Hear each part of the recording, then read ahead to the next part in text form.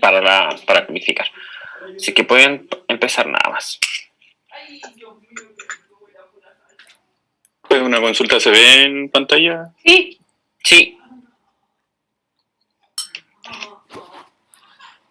¿Ya comenzó o no? No, esperen, no me deja cambiar la diapositiva. Ahí sí. ¿Se ve, cierto? Sí.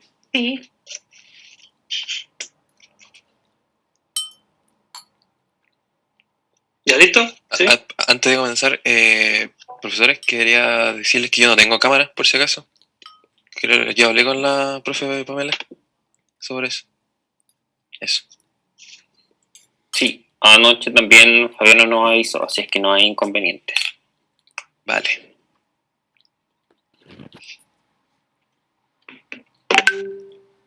Ya. ¿Doy comienzo nomás? Nada más. Sí. Bueno, buenas tardes a todos. En esta presentación hablaremos de lo que es la hipertensión arterial y los fármacos antihipertensivos. Nuestro grupo está conformado por Gerson Albornoz, Rodolfo Catrileo, Daimler Hernández, Fabiano Porto, Andrés Pineda, Cyrano Riquelme, Catalina Villagrán e Ignacio Beis, que les habla. Y nuestra tutora es la tecnóloga médico Pamela Poble. Bueno, las enfermedades cardiovasculares presentan una gran incidencia en lo que es la población mundial, y entre estas destaca justamente la hipertensión arterial. Esta es una enfermedad muy frecuente y muchas veces silenciosa, por lo que puede llegar a generar daños y patologías mayores en el sistema cardiovascular, y a la larga también puede generar daño en otros órganos del cuerpo humano. En esta presentación veremos justamente qué es lo que es la hipertensión arterial, veremos cuáles son sus causas, su fisiopatología, y también su tratamiento, enfocándonos principalmente en lo que son los fármacos antihipertensivos. Bueno, como objetivo general y específicos tenemos los siguientes. Nuestro objetivo general es caracterizar la enfermedad de la hipertensión arterial y los fármacos antihipertensivos. Y como objetivos específicos tenemos identificar la epidemiología de la hipertensión arterial en Chile, describir generalidades del sistema cardiovascular, describir la fisiopatología de la hipertensión arterial, describir las consecuencias de la hipertensión arterial y describir el tratamiento para la hipertensión arterial. Bueno, epidemiológicamente, en 2015, a nivel mundial, se estimó que aproximadamente 1.130 millones de personas padecen o sufren de hipertensión arterial, según datos de la OMS. En Chile el caso es que el 26% de la población presenta hipertensión arterial en personas mayores de 15 años. Bueno, este es el principal factor de riesgo de enfermedades cardiovasculares y de enfermedad coronaria, y se estima también que causa 1 de cada 7 muertes en el país. Bueno, en cuanto a las generalidades del sistema cardiovascular, este tiene varias funciones. Entre las principales está lo que es transporte de, por ejemplo, sustancias como oxígeno, o los glóbulos rojos en realidad, y nutrientes, entre otras, pero los veremos más adelante. Anatómicamente, el sistema cardiovascular se divide o tiene lo que es el corazón, que es su órgano principal, y los vasos sanguíneos. Bueno, el corazón básicamente es una bomba muscular, ¿cierto?, que tiene ciertas cavidades, que las veremos más en profundidad adelante, y que bombea sangre, y presenta una irrigación y un drenaje venoso propio. Bueno, en cuanto a los vasos sanguíneos, están compuestos por lo que son arterias, arteriolas, capilares, venas y vénulas. También cabe mencionar que existen dos circulaciones, que son la circulación mayor o sistémica y la circulación menor o pulmonar. La circulación mayor o sistémica es la que se encarga de irrigar todo lo que es el sistema completo. En cambio, la circulación pulmonar es un pequeño trayecto entre lo que es el corazón y los pulmones, y aquí es donde la sangre se oxigena. Bueno, yéndonos ya a la anatomía del corazón, en este caso que es el principal órgano del sistema cardiovascular, este se encuentra ubicado en la zona del mediastino medio, entre ambos pulmones, tiene el tamaño de un puño, en mujeres tiene un peso de 150 a 300 gramos, y en hombres de 300 a 350 gramos. Si observa la imagen de acá de la izquierda, se observa que presenta 4 cavidades, que son las aurículas, que se encuentran hacia la parte superior, o también denominada base del corazón. Está la aurícula izquierda y la aurícula derecha. Y también presenta los ventrículos, que están hacia la parte inferior o vértice del corazón, que son el izquierdo y el derecho. También vemos que presenta gran cantidad de venas y arterias que confluyen aquí o nacen de aquí, entre las cuales podemos ver las venas cavas, por ejemplo, inferiores y superiores, que desembocan en la aurícula derecha, y estas se encargan de traer la sangre desoxigenada de lo que es el cuerpo humano. Luego tenemos la arteria pulmonar, que tiene un diámetro de 2,5 centímetros aproximadamente, nace del ventrículo derecho y se encarga de llevar la sangre desde el corazón hacia los pulmones para que ocurra el intercambio gaseoso y se oxigene la sangre. Luego tenemos las venas pulmonares, que son 4, y desembocan en la aurícula izquierda, y estas se encargan de traer la sangre ya oxigenada posterior al intercambio gaseoso en los pulmones, y la traen acá a la aurícula izquierda. Y finalmente tenemos la aorta, que es la más grande de las antes mencionadas, tiene un diámetro de 3 centímetros aproximadamente, y esta es la que ya irriga todo el resto de arterias. De aquí sale la sangre para que se irrigue todo el resto. También cabe mencionar que el corazón presenta válvulas, son 4, las válvulas tricúspide, pulmonar, aórtica y mitral, las cuales se encargan de que la sangre no se devuelva, o sea, que vaya en un sentido unidireccional. En cuanto a la inervación del corazón, está dada por el sistema nervioso simpático y parasimpático.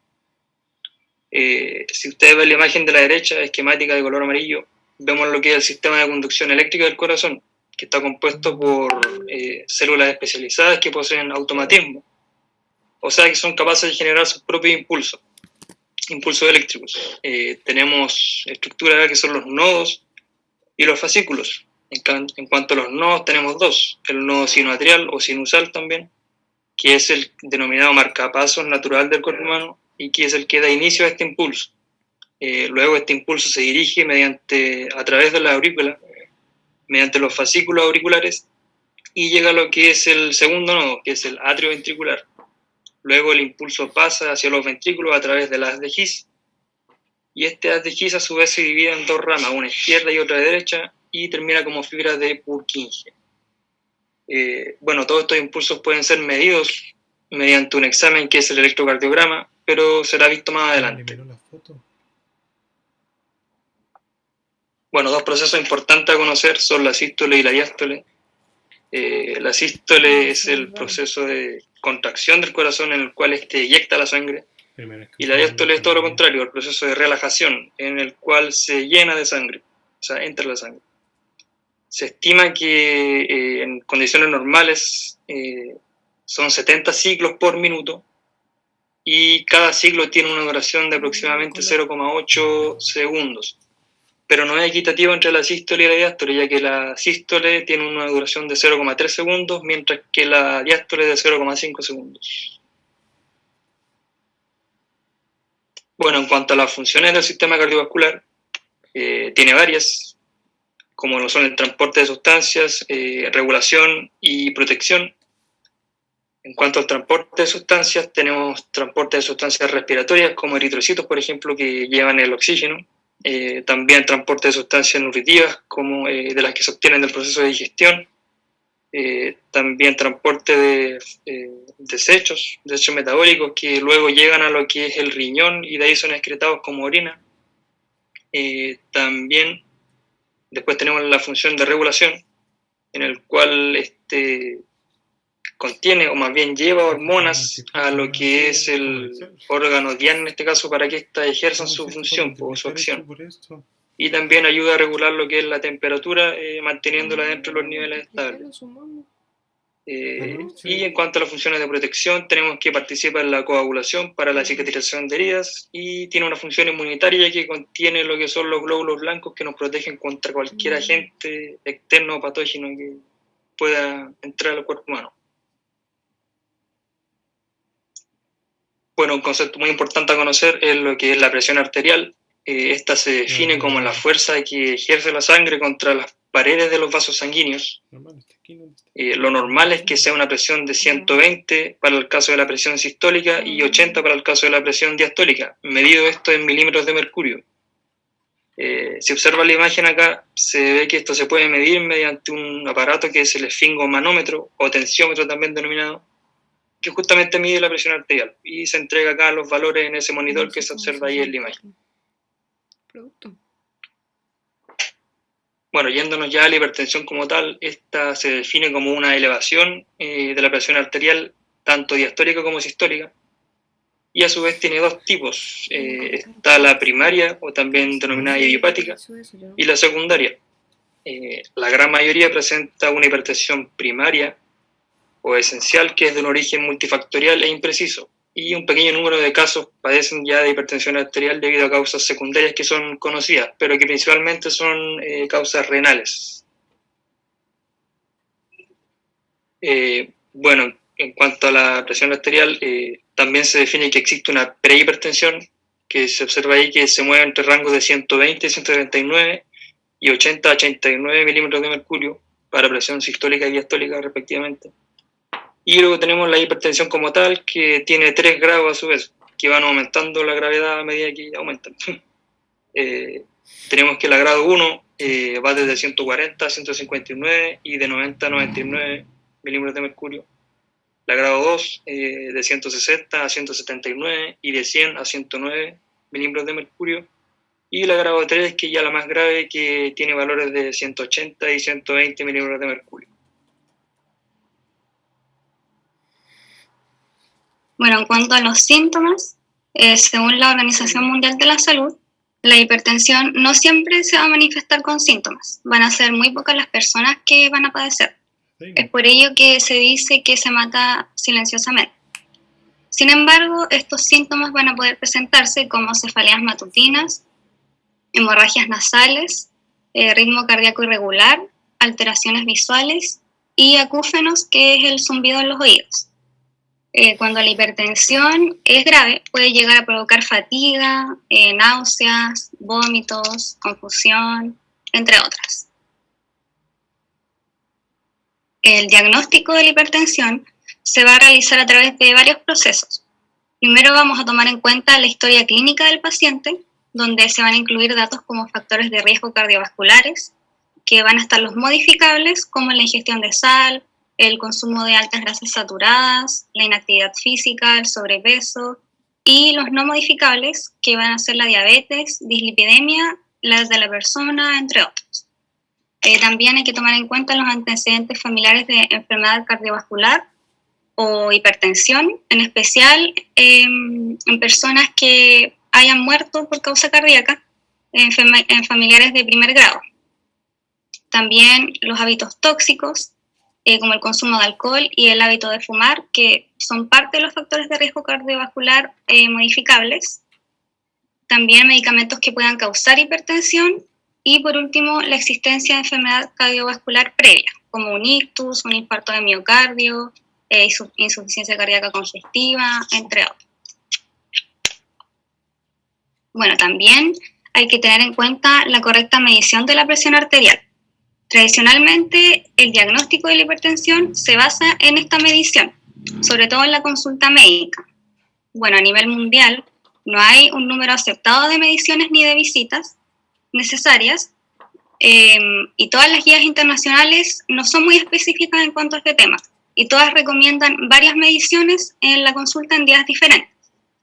En el caso de Chile, para confirmar el diagnóstico de la hipertensión, se va a utilizar el perfil de presión arterial, que este va a consistir básicamente en realizar 2 mediciones adicionales de presión arterial en cada brazo, separados al menos de 30 segundos, en días distintos y en un lapso no mayor a 15 días.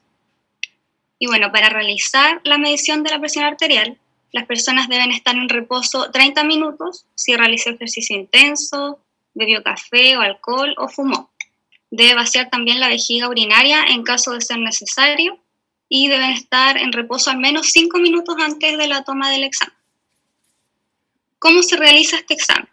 Bueno, la persona debe estar sentada apoyando la espalda al respaldo, que bueno, en este caso el niño no está apoyando la espalda totalmente, con el brazo descubierto, apoyado sobre la mesa, a la altura del corazón.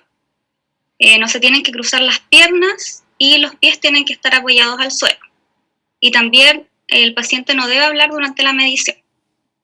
El aparato para medir la presión arterial se llama esfingomanómetro, que es el que se muestra aquí en la imagen, y este se coloca alrededor de la parte superior del brazo, como se puede ver en la imagen del niño, y este se infla y tiene que quedar bien aplicado, y no tiene que quedar suelto porque podría arrojar una mala lectura. Luego que está inflado, este va a comprimir la arteria braquial y momentáneamente el flujo sanguíneo. Y por último, el aire se va a liberar, mientras la persona que realiza la medición va a supervisar la lectura. Otras pruebas para diagnosticar la hipertensión es el monitoreo ambulatorio de presión arterial o el Holter. Este se va a utilizar cuando la medición de la presión en la consulta no es diagnóstica y es una técnica de evaluación no invasiva que permite la medición de la presión arterial en un periodo prolongado de 24 horas mientras el paciente realiza su vida normal, es decir, que se realiza fuera del centro médico. Bueno, este registro se va a realizar mediante este aparato que se ve en la imagen, que es el Holter, que está formado por un esfingomanómetro portátil que está conectado a ese grabador en el cual van a quedar registrados los datos que se obtienen. Y la principal desventaja de este examen es el alto costo que tiene. Por otro lado, tenemos también el electrocardiograma, que este va a ayudar a evaluar si es que hay existencia de alguna anormalidad en el corazón o alguna enfermedad provocada por la hipertensión, como el aumento de tamaño de las cavidades del corazón. Este va a consistir en un procedimiento simple e indoloro que mide la actividad eléctrica del corazón. Este se va a registrar desde el cuerpo del paciente colocando 10 electrodos que van a ir unidos hasta el electrocardiógrafo por unos cables y se va a registrar en un papel mediante una representación gráfica o trazado. Bueno, el electrocardiograma es una representación de un conjunto de 12 derivaciones. Esto nos va a dar una información global de la actividad eléctrica cardíaca. Este debe ser analizado como un conjunto, o sea, como un todo, y siempre hay que considerar el estado clínico del paciente, teniendo en cuenta también la edad y el sexo. Bueno, como dije anteriormente, este se registra sobre un papel milimetrado, tiene 12 derivaciones, que están las bipolares, las unipolares, que corresponden a los miembros inferiores, y las precordiales, que son 6. La actividad eléctrica se va a observar como un trazado y se puede evaluar el ritmo cardíaco y la frecuencia cardíaca. En el electrocardiograma normal se van a encontrar una serie de flexiones que son estas ondas que se ven en el electrocardiograma, que realizando una lectura de derecha a izquierda vamos a tener la onda P, el segmento PR, el complejo QRS, el segmento ST y finalmente la onda T y la onda U. Bueno, vamos a ver por secciones qué significa cada onda y cada tramo, comenzando primero por las ondas en sí. Bueno, vamos a tener la onda P, que esta va a ser una representación gráfica de la despolarización auricular, es decir, el momento en que las aurículas se están contrayendo y van a enviar sangre hacia los ventrículos. El complejo QRS, que va a corresponder a la despolarización ventricular, es decir, el momento en que los ventrículos se van a contraer y van a expulsar su contenido sanguíneo. Aquí hay que destacar que la onda Q no siempre va a estar presente. Esta se identifica por ser la primera deflexión negativa que está presente después del segmento PR. Y si aparece una deflexión positiva, vendría correspondiendo a la onda R. Hay que destacar igual que el hecho de que no se encuentre la onda Q no es para nada patológico. Luego tenemos la onda T, que corresponde a la repolarización de los ventrículos, que representa el momento en que el corazón se encuentra en un periodo de relajación, una vez que haya expulsado la sangre de los ventrículos. Y finalmente la onda U, que no tiene un significado aclarado. Bueno, también, como mencioné, existen segmentos, los cuales son el segmento PR, que es el tramo de la línea basal que se encuentra entre el final de la onda P y la siguiente deflexión, que puede ser negativa, correspondiente a la onda Q, o positiva, correspondiente a la onda R. Y el segmento ST, que es el trazado que se encuentra entre el final de la onda S y el comienzo de la onda T. Y por último tenemos los intervalos, que son llamados intervalos PR e intervalo QT, que bueno, el intervalo PR es el tiempo de conducción auriculoventricular y el intervalo QT mide la despolarización y repolarización ventricular. Y por último tenemos los exámenes de laboratorio, que estos en realidad no sirven para diagnosticar la hipertensión, pero sirven para identificar lesiones en órganos o tejidos, o también otros factores de riesgo que son provocados por la hipertensión arterial.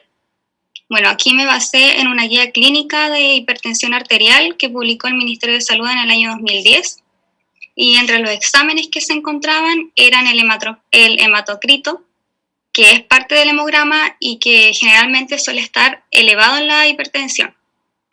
El examen de creatinina, que va a servir para evaluar la función renal.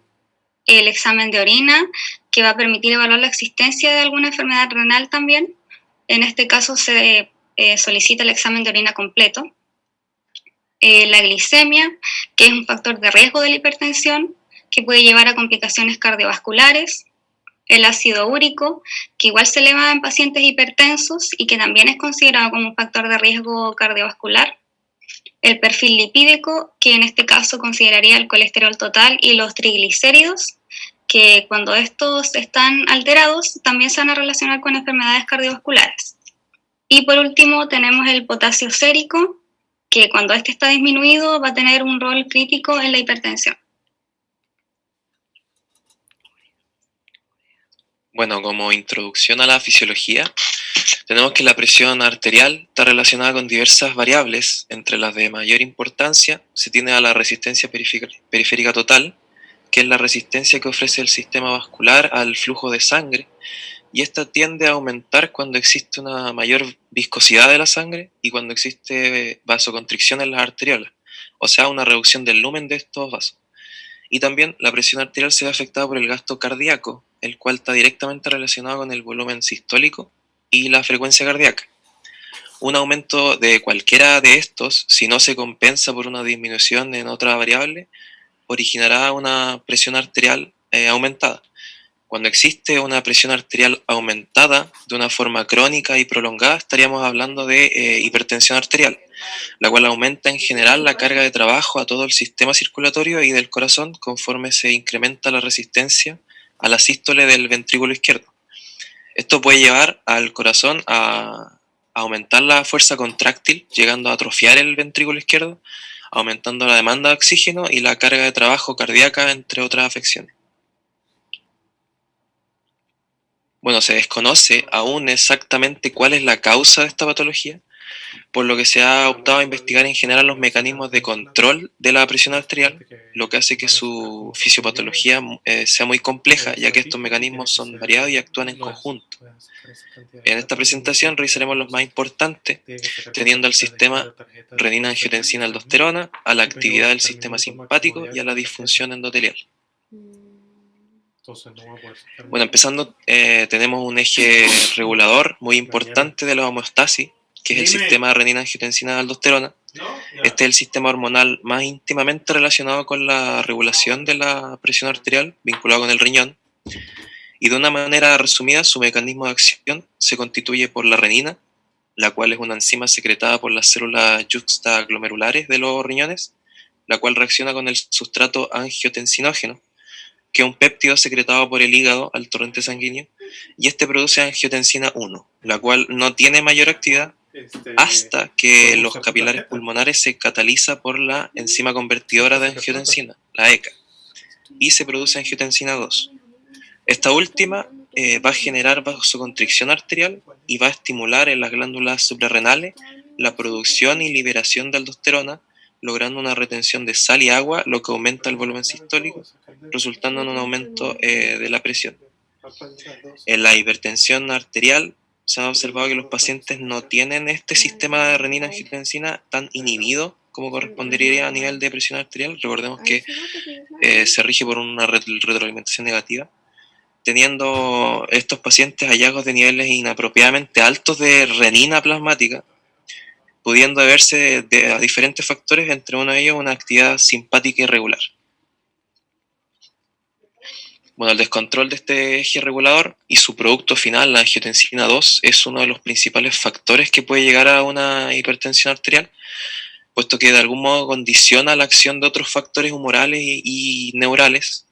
Entre estos está el aumento de la vasoconstricción, el cual tiene un efecto directo en la resistencia periférica total, promueve la actividad simpática, ocurre un aumento de la aldosterona, lo que se relaciona con el aumento del volumen sanguíneo, ocurre una producción de superóxidos y radicales libres, teniendo un efecto citotóxico en el endotelio de los vasos sanguíneos, y además la angiotensina 2 favorece la acción de factores de crecimiento y mecanismos proinflamatorios que pueden conducir a la hipertrofia del músculo cardíaco y de la pared vascular y el incremento de los procesos de fibrosis.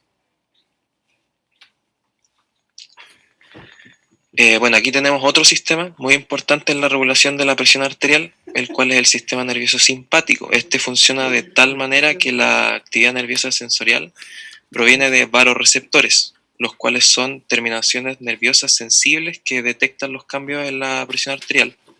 ¿Ya? Y una vez que el sistema nervioso central ha recibido la información de los varoreceptores, los impulsos eferentes se conducen a través de los sistemas parasimpáticos y sistema simpático hacia el corazón, los vasos y los riñones. Los efectos más relevantes producidos por la activación del sistema simpático en relación con la presión arterial serían el aumento de la frecuencia cardíaca, el aumento del volumen sistólico, el aumento de la resistencia periférica, y también se favorece la secreción de renina relacionada directamente con el sistema de renina-angiotensina. Bueno, hay que mencionar que en la regulación de la presión arterial actúan ambos sistemas, parasimpático y simpático, de una manera antagonista. O sea, en condiciones normales, cuando los varoreceptores sensan incrementos en la disminución de la frecuencia cardíaca, o sea, incrementos en la presión, estimulan los aferentes parasimpáticos e inhiben los simpáticos con una disminución en la frecuencia cardíaca y de la resistencia vascular periférica. Cuando la presión disminuye, ocurren los fenómenos inversos. Y se considera que los varoreceptores se ajustan a un nivel diferente en las personas hipertensas, desempeñando un rol inadecuado en el control de la presión. Uno de los factores que se puede relacionar con esto puede ser el estrés de la vida moderna, que ha sido vinculado a la fisiopatología de la hipertensión, tanto en el estudio científico como en la cultura popular, ya que el estrés puede aumentar la actividad simpática. Estos mecanismos de incremento en la actividad simpática son complejos e involucran alteraciones en los varoreceptores. Estos varoreceptores son reajustados a nivel más alto en los pacientes hipertensos, principalmente por acción de la angiotensina 2 y por el efecto de radicales libres y la endotelina. Esto conduce a una estimulación simpática crónica y puede provocar, como ya se mencionó antes, vasoconstricción, remodelación vascular y una hipertrofia ventricular izquierda, posiblemente por el efecto de la liberación de factores de crecimiento y además una reabsorción de sodio y agua debido al impacto en el sistema renina-angiotensina. Bueno, además de los cambios adaptativos de los grandes sistemas, existen respuestas a nivel celular. El endotelio, que es la capa monocelular más interna de los vasos, tiene un rol preponderante en la hipertensión arterial. En la basura, mira acá. Recoge el papel. Échalo a la basura. A la basura. Basura. Muy bien. ¿Ya sí o no? ¿Sigo? Como decía, el endotelio, que es la capa monocelular más interna de los vasos, tiene un rol preponderante en la hipertensión arterial. Produce sustancias vasodilatadoras, como el óxido nítrico, y vasoconstrictoras, como la endotelina. Esto, entre otros factores, la angiotensina 2 reacciona en el endotelio con el NADH y el oxígeno, incrementando la producción de radicales libres, que tienen actividad citotóxica, generando un estrés oxidativo en el endotelio, alterando las moléculas proteicas, lipídicas y el ADN. Al haber una sobreproducción de estas especies reactivas de oxígeno, estas se unen al óxido nítrico, anulando su acción vasodilatadora, reduciendo su cantidad Y al mismo tiempo, la angiotensina 2 favorece la producción de endotelina, lo que resulta en una vasoconstricción y daño en el epitelio. En el endotelio, perdón. Bueno, y aquí podemos ver un esquema del daño que se puede producir en el endotelio. Vemos que la presión aumentada daña este endotelio. La angiotensina 2 induce la contracción de la pared endotelial, principalmente por el aumento de endotelina, y permite la salida de plasma a través de los espacios interendoteliales. Y los componentes del plasma se depositan en las paredes vasculares y proliferan gracias a los factores de crecimiento y los mecanismos proinflamatorios para causar finalmente una necrosis en la capa media del vaso. Bueno, como consecuencias tenemos a la crisis hipertensiva, la cual se define como una elevación aguda en la presión arterial que puede producir lesiones en diferentes órganos dependiendo de su gravedad. Se han establecido cifras para diagnosticar esto, y es la presión arterial sistólica debe ser mayor o igual a 180, y en la presión arterial diastólica tiene que ser mayor o igual a 110. Y tiene rangos de gravedad. Primero tenemos la pseudocrisis hipertensiva o una falsa urgencia hipertensiva, que es una elevación de la presión asintomática y sin repercusiones en general. Luego está la hipertensión arterial acelerada o la maligna, que es una crisis hipertensiva que se acompaña con exudados retinianos, edema de papila y puede asociarse a enfermedades del riñón o encefalopatía. Subiendo en la gravedad tenemos la urgencia hipertensiva, que es una elevación aguda de la presión arterial que puede traer síntomas inespecíficos. Y por último tenemos la emergencia hipertensiva, que ya es la elevación aguda de la presión arterial que acompaña con alteraciones orgánicas graves en diferentes órganos. Estos efectos se dan en diferentes órganos, como por ejemplo el corazón, el cual puede desarrollar una hipertrofia del ventrículo izquierdo, un infarto del miocardio, una insuficiencia cardíaca o arritmias. En el cerebro podemos tener ictus hemorrágicos y isquémicos y una encefalopatía hipertensiva, enfermedades del riñón como la nefroangiosclerosis y insuficiencia renal, y en el ojo la retina, retinopatía, cruces arteriovenosos, hemorragia y edema de papila. Bien, el propósito del tratamiento es evitar las complicaciones y los daños que se pueden producir en el órgano diana que se mencionaba anteriormente. Para esto es muy importante la adhesión al tratamiento. De hecho, la adhesión al tratamiento es entendida como la colaboración y la participación proactiva y también voluntaria del paciente con su propio tratamiento para obtener unas mejores condiciones de salud de vida que van más allá del cumplimiento pasivo simplemente de las indicaciones del profesional de la salud. En caso de hipertensión arterial secundaria, bueno, el tratamiento se centra para solucionar el proceso patológico que subyace a esta. Lo que se busca en primera instancia en cuanto al tratamiento es busca mejorar la calidad de vida del paciente, mejorando los hábitos alimenticios, manteniendo un control de peso corporal, manteniendo una dieta balanceada, evitando el sedentarismo, realizando más actividad física y eliminando hábitos tóxicos como podrían ser el consumo de tabaco y el consumo de alcohol.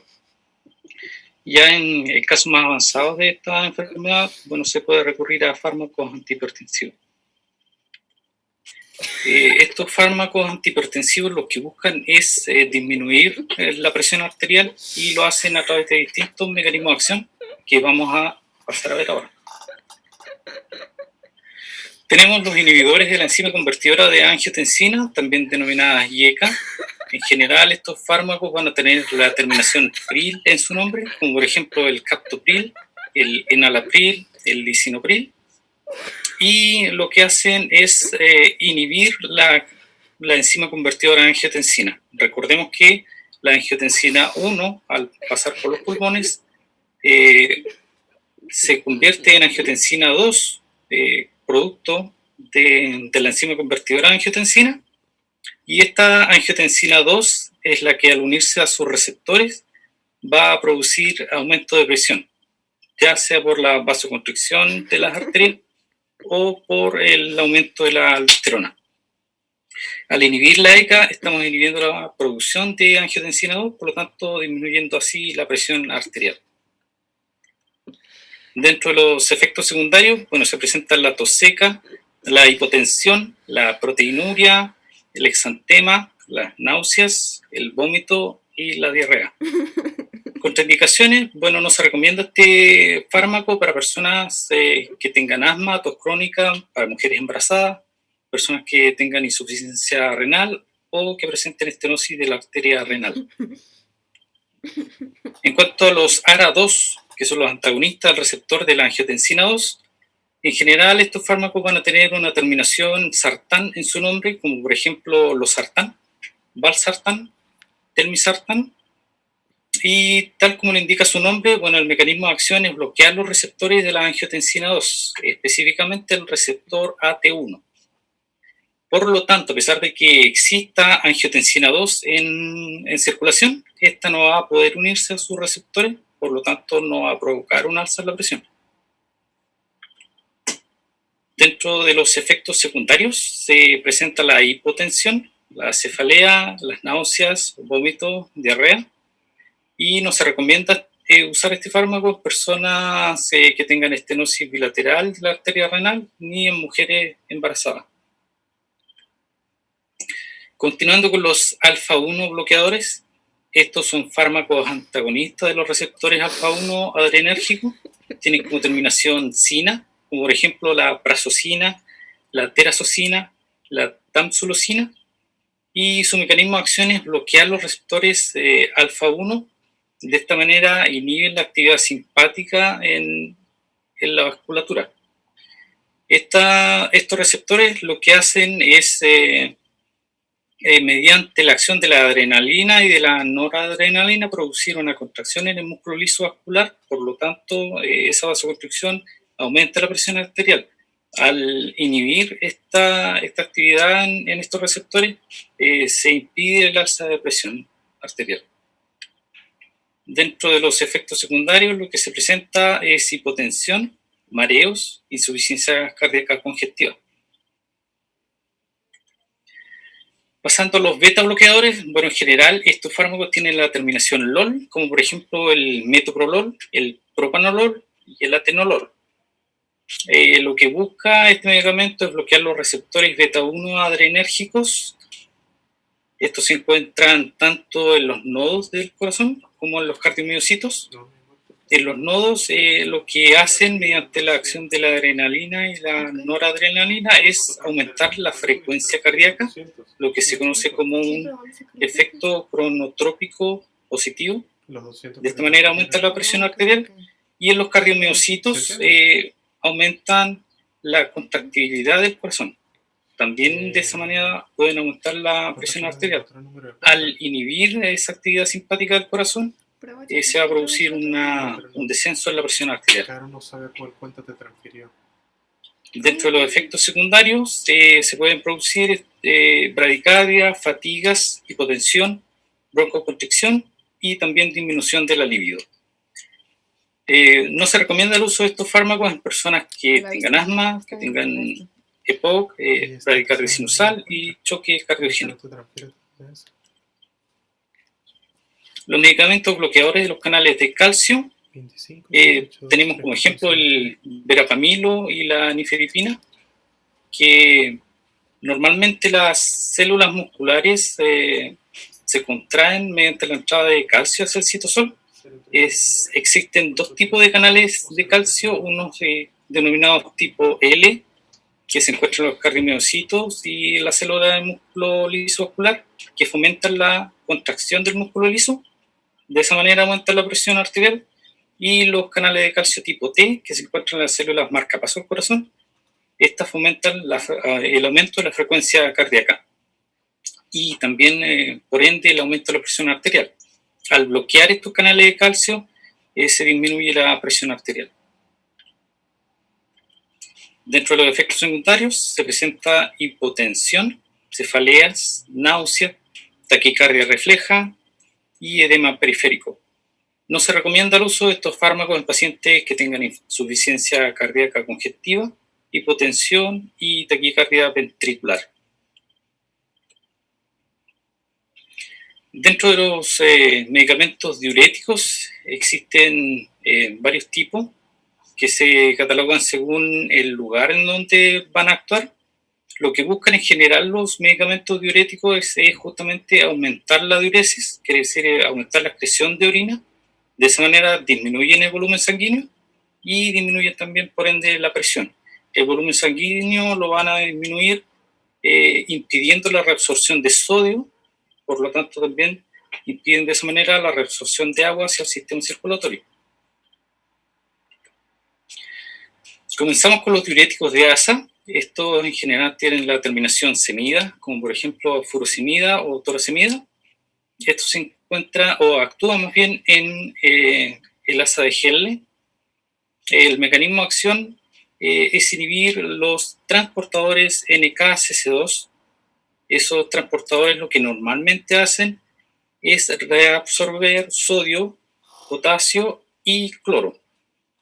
Al impedir la reabsorción de sodio, se está impidiendo la reabsorción de agua, por lo tanto también disminuye la presión de esa manera. Dentro de los efectos secundarios que se pueden producir, se encuentra la hipopotasemia, la hiponatremia, la deshidratación y mareos. No se recomienda el uso de estos fármacos en pacientes con insuficiencia renal y hay que tener una especial precaución en pacientes diabéticos y con enfermedad hepática. Los siguientes diuréticos son los diuréticos tiazídicos. Por ejemplo, tenemos el verapamilo y la nifedipina. También está la hidrocloroticida. Estos fármacos actúan en el tubo contorneado distal y lo que hacen es inhibir el cotransportador de cloro y sodio. Ese transportador lo que hace en condiciones normales es reabsorber tanto sodio como cloro hacia la circulación. Por lo tanto, al inhibirlo, estamos inhibiendo también la reabsorción de agua. De esa manera, la cantidad de excreción de orina va a aumentar y disminuir la presión arterial. Dentro de los efectos secundarios se encuentran el desequilibrio electrolítico, la hipopotasemia, la hipercolesterolemia. Algunas contraindicaciones, bueno, para personas que presentan enfermedad de la gota, insuficiencia renal y dislipidemia. Luego tenemos los diuréticos ahorradores de potasio, como por ejemplo la amilorida, el triamtereno. Estos actúan a nivel del túbulo colector y partes finales del túbulo contorneado distal. El mecanismo de acción es bloquear los canales de sodio de la membrana luminal. Estos canales de sodio lo que normalmente hacen es reabsorber sodio, excretando a su vez potasio. El bloqueo de los canales de sodio hiperpolariza la membrana luminal y disminuye la gradiente de voltaje transepitelial. Por lo tanto, atenúa tanto la tasa de excreción de sodio, de potasio, también de hidrógeno, de calcio y de magnesio. Dentro de los efectos secundarios se encuentra la hiperpotasemia, las arritmias cardíacas, y está contraindicado para personas que presenten gota, que presenten insuficiencia renal y dislipidemia. Finalmente, los antagonistas del receptor de la endotelina son fármacos, por ejemplo, el Bosentan, que lo que hace es bloquear el receptor de la endotelina. La endotelina ET1 es producida propiamente por el endotelio de los vasos sanguíneos, que al unirse a su receptor producen una contracción del músculo liso vascular. De esa manera aumenta la presión arterial. Al bloquearse estos receptores, se inhibe la contracción de este músculo liso vascular, por lo tanto se disminuye la presión arterial también. Dentro de los efectos secundarios se encuentran las cefaleas, las náuseas, el edema periférico, la hipotensión, y está contraindicado para mujeres embarazadas. También hay que tener un especial cuidado en varones, ya que hay evidencia de que este medicamento puede producir infertilidad en varones en edad fértil. Bueno, ya para finalizar, es muy común la presencia de enfermedades cardiovasculares en la población, entre las cuales destaca justamente la hipertensión arterial. Aunque esta es evitable, obviamente, a grandes rasgos, si es que se mantienen buenos hábitos de vida, o sea, alimentación saludable, realización de ejercicio físico, evitar situaciones de estrés, por ejemplo, también. Aunque ya hay casos en los que es meramente por factor hereditario. Cabe mencionar que algunos exámenes que se le realizan al paciente recaen en el tecnólogo médico, tanto de laboratorio como de imagenología. Y es ahí donde radica la importancia de una buena realización por parte de los tecnólogos para contribuir y aportar a un buen diagnóstico. Y eso, muchas gracias.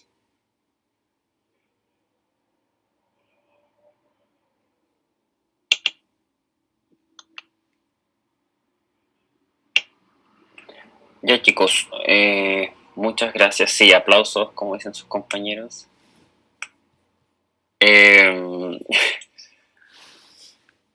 Ya. Preguntas. Pamela, Victoria, ¿tienen preguntas? Está bien completo el seminario, sí, ¿eh? Sí. Está bien completo. Sí. Todos los efectos, las Sí. ventajas y desventajas de cada medicamento. También creo que el material audiovisual utilizado hizo que la presentación no fuera tediosa porque entendemos que el tiempo fue extenso para presentar, porque justamente esa es la idea, ¿cierto? Que puedan profundizar. Pero también los felicitamos porque creo que, como dice la profesora Victoria, la presentación fue muy completa. El material audiovisual fue el adecuado y creo que se nota el trabajo que hay tras ella. Ya, yo quiero hacer una pregunta. Primero, chicos, súper bien la presentación, qué bueno que acogieron todas las sugerencias que habíamos visto y hablaron de que en los exámenes del laboratorio se pueden observar signos cuando existe hipertensión. En una radiografía de tórax, por ejemplo, ¿pueden observar signos en un paciente con hipertensión? Sí, de hecho, una de las cosas de lo que se habló también es que cuando hay hipertensión, el corazón, al tener que esforzarse más, puede generar una cardiomegalia, es decir, que se agrande el ventrículo izquierdo. Por ende, en una radiografía de tórax se va a ver esta cardiomegalia representada en la imagen. Muy bien, ya, sí. Yo no tengo más preguntas por mi parte. Profe, para complementar lo que dijo mi compañero, en este examen de la radiografía de tórax principalmente se ven los distintos tipos de signos como es la hipertrofia ventricular isquémica y como mencionó mi compañero, el aumento del tamaño del corazón, que en el caso de la radiografía de tórax se va a ver una magnificación de la silueta cardíaca. Y en ciertas circunstancias se pueden visualizar placas de ateroma, que esto principalmente es evidenciable en personas adultas mayores. Ya. Bien.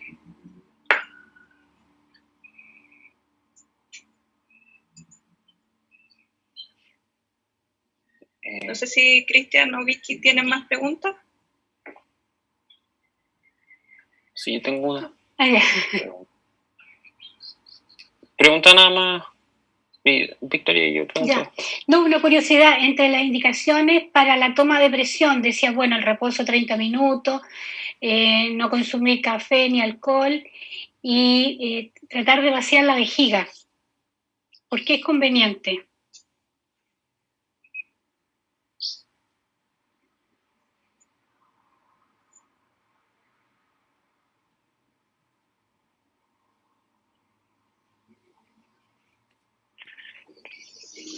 El hecho de vaciar la vejiga puede ser atribuible al estado de tranquilidad que tiene que tener el paciente en el momento de toma del control.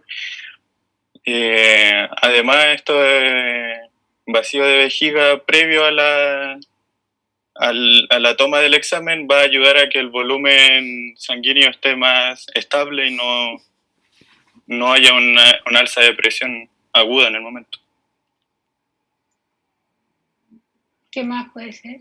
Cabe mencionar que al dejar pasar estos 30 minutos, se menciona en ciertos artículos que de 30 a 60 minutos de reposo se pueden controlar el 45% de las crisis hipertensivas que son las consecuencias y la mayor demanda de consultas para este tipo de examen, que es el perfil de presión arterial.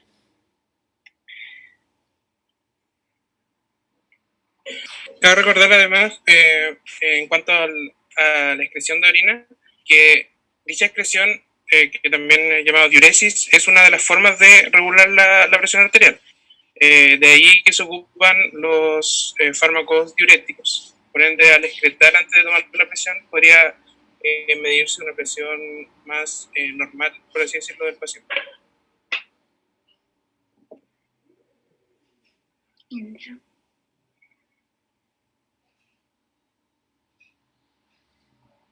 Ya, yo tengo unas preguntas, pero en general todo bien. Quizás lo mencionaron y no lo recuerdo, pero ¿cuál es la prevalencia de la hipertensión en la población en general y por qué aumenta con la edad?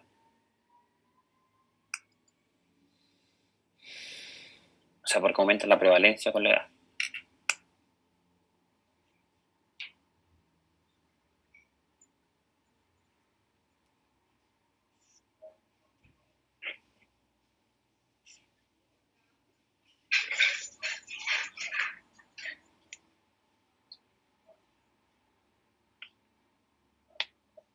Ya, súper bien, sí.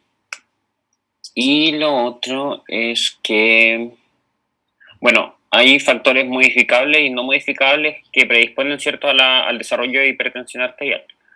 Pero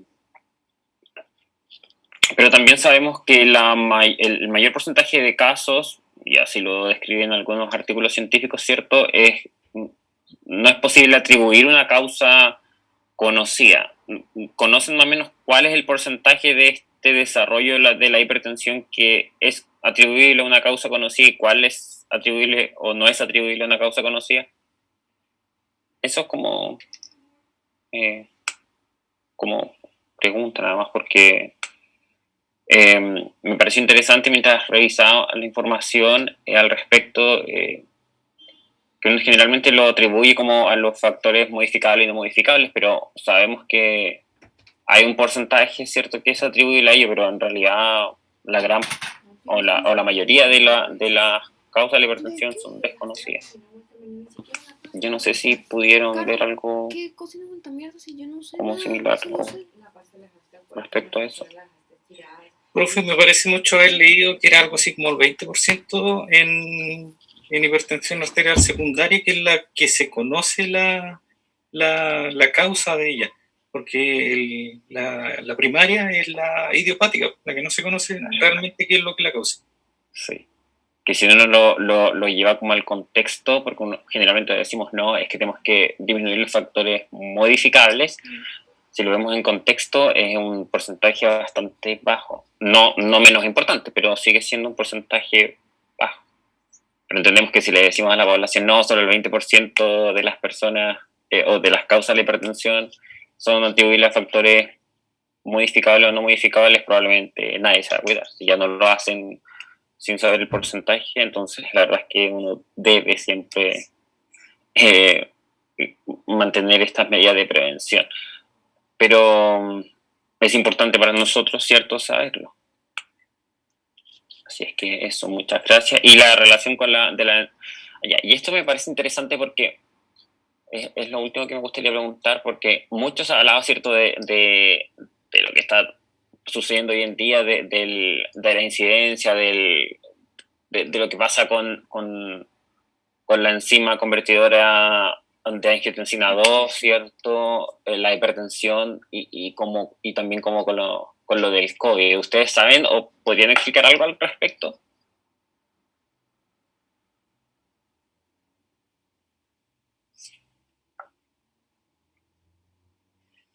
Yo la verdad que escuchaba algo de que tiene relación en cuanto a la enzima convertidora de angiotensina, pero no sé exactamente cómo es el mecanismo de acción. Y también había escuchado de que en niños creo que tenía justamente menos influencia el tema del COVID, precisamente por eso. Claro.